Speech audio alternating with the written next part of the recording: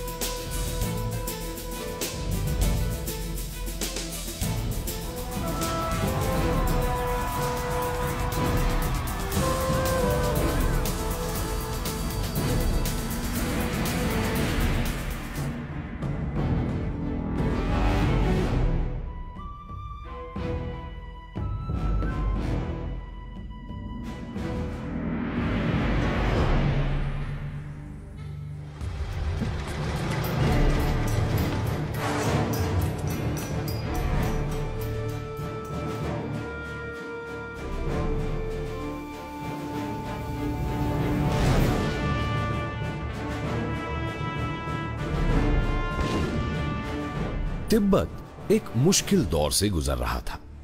दलाई लामा को 16 साल की उम्र में ही अपनी आध्यात्मिक और शासकीय सत्ता को संभालना पड़ा और फिर शुरू हुआ बातचीत और समझौतों का एक दौर।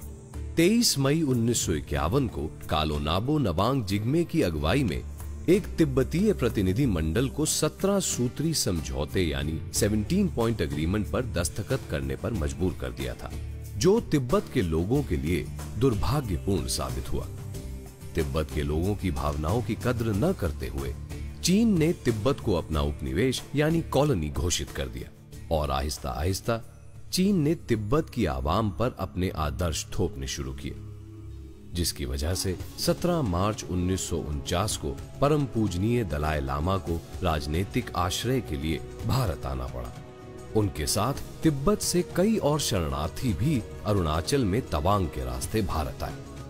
शरणार्थियों के भारत पहुंचने पर सेना की मदद से मीसा मारी में एक कैंप बनाया गया, जिसमें तिब्बती सेना के जवान, खम्पा गुरिल्ला और लामाओं ने शरण ली।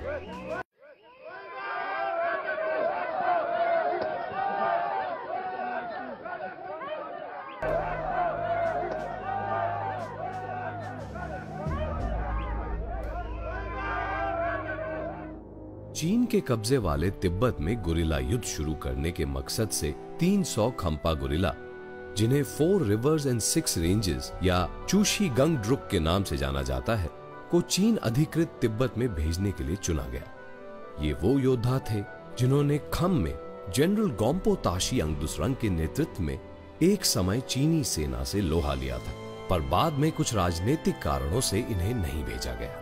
1962 के भारत चीन युद्ध के बाद तिब्बती लोगों को लेकर एक नई सेना बनाने का फैसला लिया गया।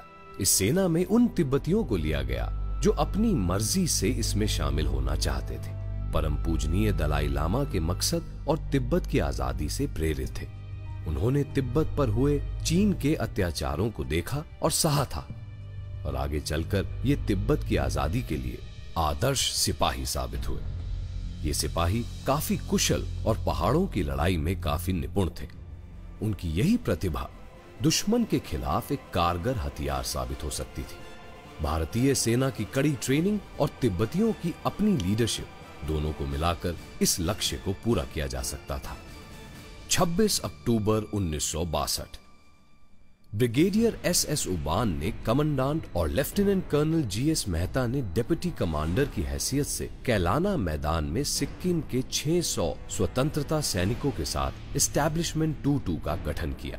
ये एक चुनौतीपूर्ण काम था, क्योंकि इसमें भर्ती होने वाले सभी जवान विदेशी मूल के थे और राजनीतिक कारणों से भी ये एक गोपनीय कार्य था।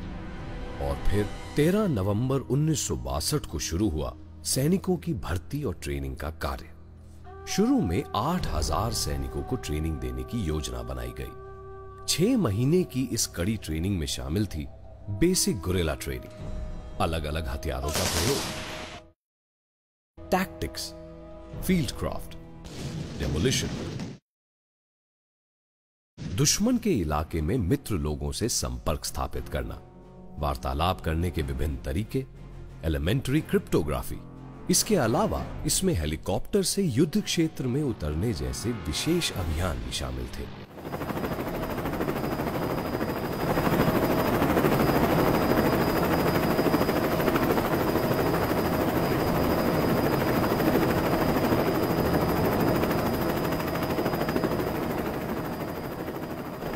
इसके बाद जवानों को आगरा भेजा गया, जहां उन्हें पैरा ग्राउंड ट्रेनिंग दी गई। ये ट्रेनिंग सही एग्जिट और लैंडिंग टेक्निक्स, इमरजेंसी प्रोसीजर्स और पैरा जंप पर आधारित है। अप्रैल 1964 तक सभी 15 कंपनियों को एयरबॉर्न रोल में ट्रेन कर दिया गया।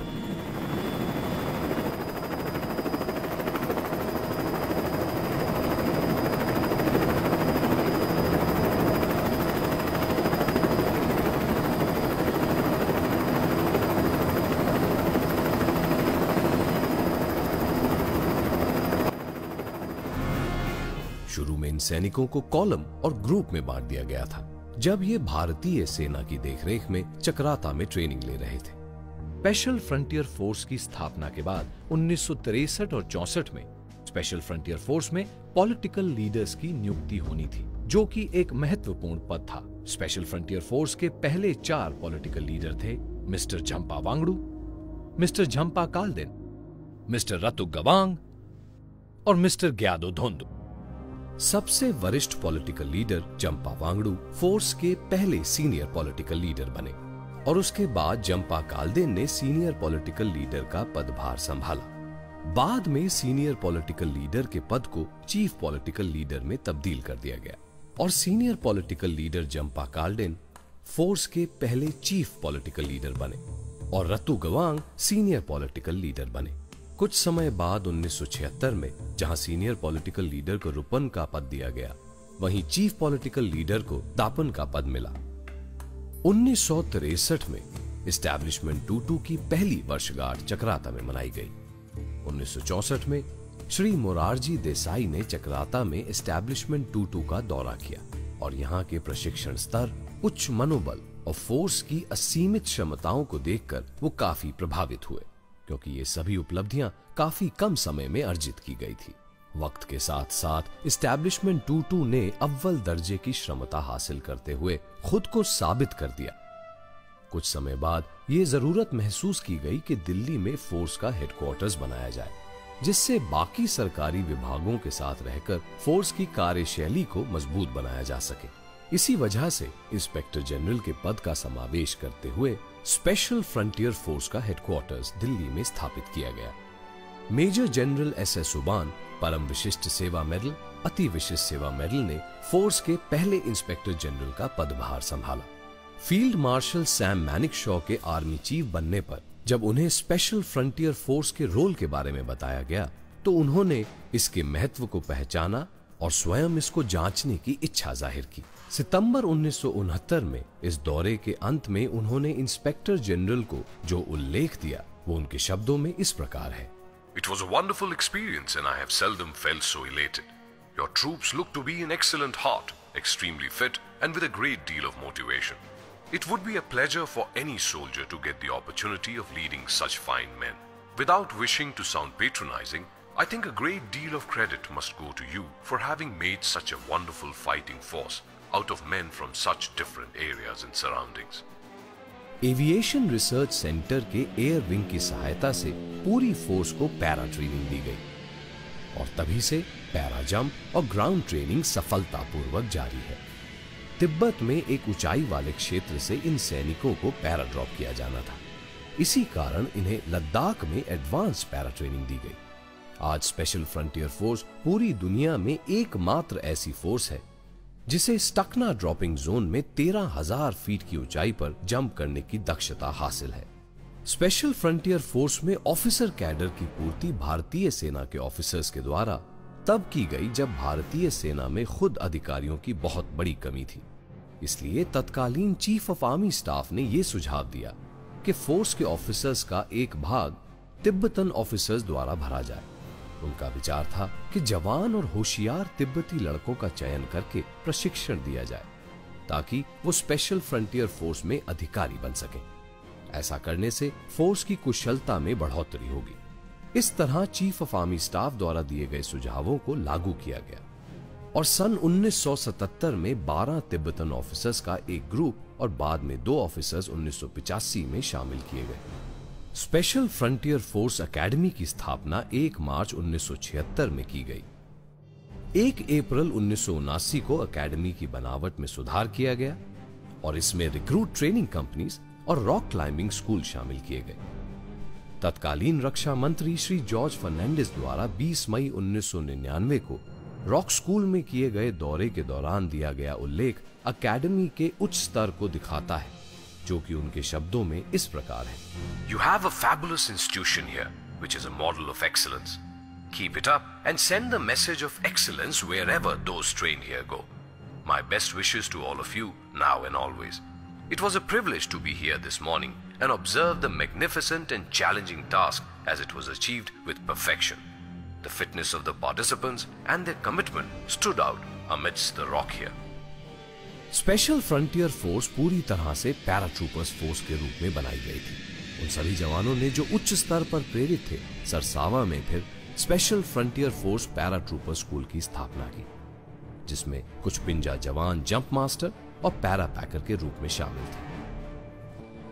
एस्टैब्लिशमेंट 22 की स्थापना वर्ष 1962 में की गई और अब उसके विभिन्न अंगों और यूनिटों को स्थापित होना था। विक्टर कॉलम की स्थापना नवंबर 1971 में पूरी फोर्स के लिए डिपो ड्यूटीज के लिए की गई। अप्रैल 1976 में स्पेशल फ्रंटियर फोर्स एकेडमी की स्थापना से पहले विक्टर कॉलम ने रिक्रूट ट्रेनिंग सेंटर की तरह भी कार्य किया। विक्टर कॉलम के सैनिकों ने ऑपरेशन ईगल और ऑपरेशन मेघदूत में बढ़ चढ़कर हिस्सा लिया।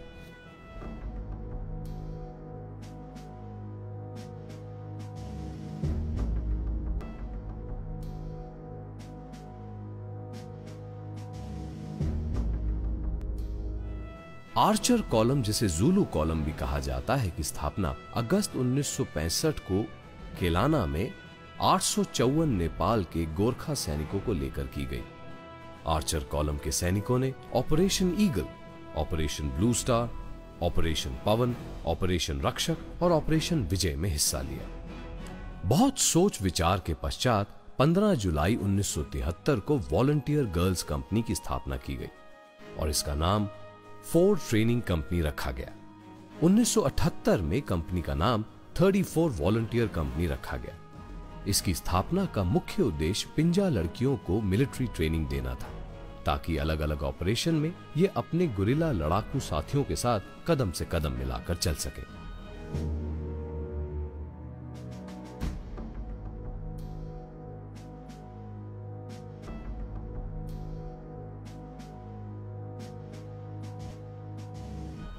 एस्टैब्लिशमेंट 22 की प्रमुख यूनिटों की स्थापना का ब्यौरा इस प्रकार है।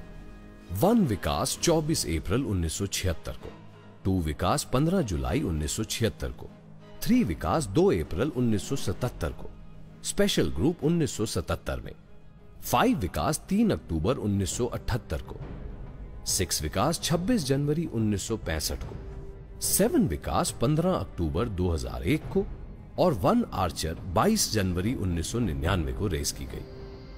अब तक एस्टैब्लिशमेंट 22 और इसके बहादुर सैनिकों ने सैकड़ों ऑपरेशनल उपलब्धियां हासिल की हैं, जो उनकी वीरता और शौर्य का प्रतीक है। इन बहादुर सैनिकों ने सभी ऑपरेशंस में अपनी हिम्मत का लोहा मनवाया है। स्पेशल फ्रंटियर फोर्स ने देश की कई सीमाओं पर अपना नाम अर्जित किया है।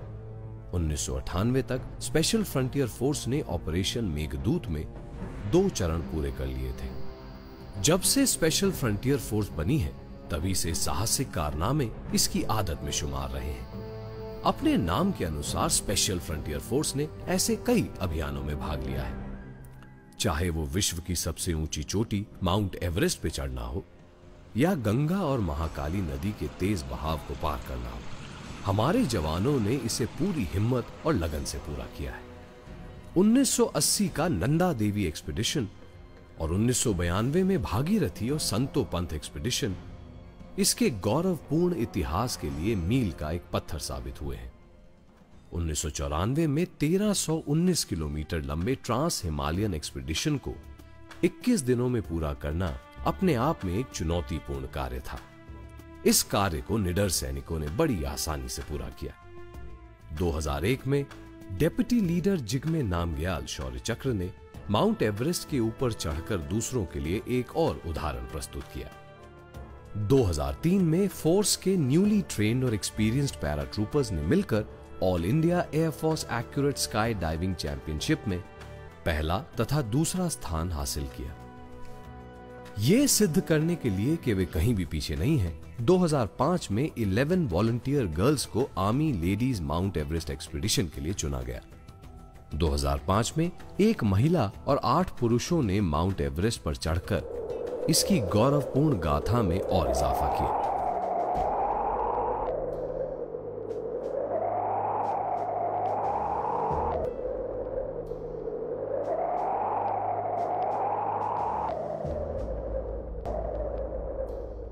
– 2009 में महाकाली नदी में वन आर्चर द्वारा व्हाइट वाटर राफ्टिंग करना एक और गौरवपूर्ण घटना थी। साहस और गौरव की गाथा यहीं समाप्त नहीं हुई और वन विकास ने मनाली से लेह के दुर्गम क्षेत्र में साइकिलिंग एक्सपीडिशन का संचालन किया। इसके अलावा स्पेशल फ्रंटियर फोर्स ने स्काई डाइविंग, पैराग्लाइडिंग, पैरासेलिंग और व्हाइट वाटर राफ्टिंग में बहादुरी के कई अध्याय लिखे हैं तथा खुद को सर्वोत्तम सिद्ध किया है। अतः आज ये कहना सही होगा कि साहस स्पेशल फ्रंटियर फोर्स की रगों में दौड़ता है। स्पेशल फ्रंटियर फोर्स के गौरवपूर्ण इतिहास और उज्जवल भविष्य का श्रेय उन कर्मठ और कुशल अधिकारियों को जाता है जिन्होंने अपने मार्गदर्शन के द्वारा स्पेशल फ्रंटियर फोर्स को उन्नति के पथ पर अग्रसर किया है।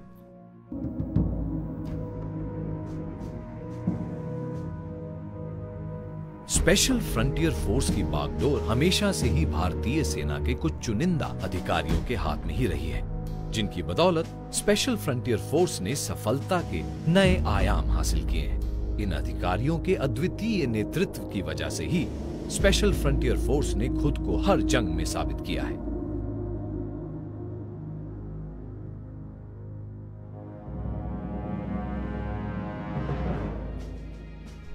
इस स्पेशल फ्रंटियर फोर्स के जन्म से अब तक के लेखे जोखे के साथ ही कहानी का अंत नहीं होता है।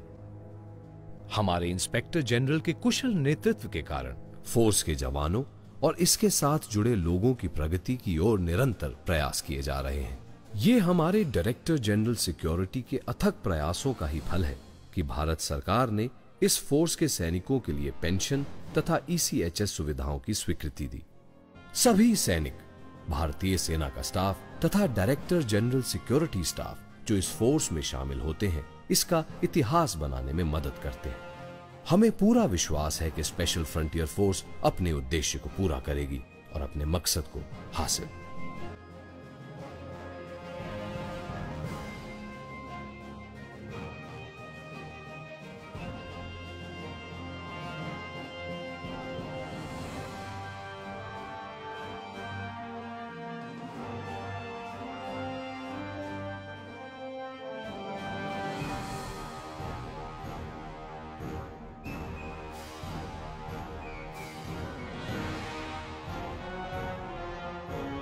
ताशी दिलेक, जय गोरख, जय हिंद।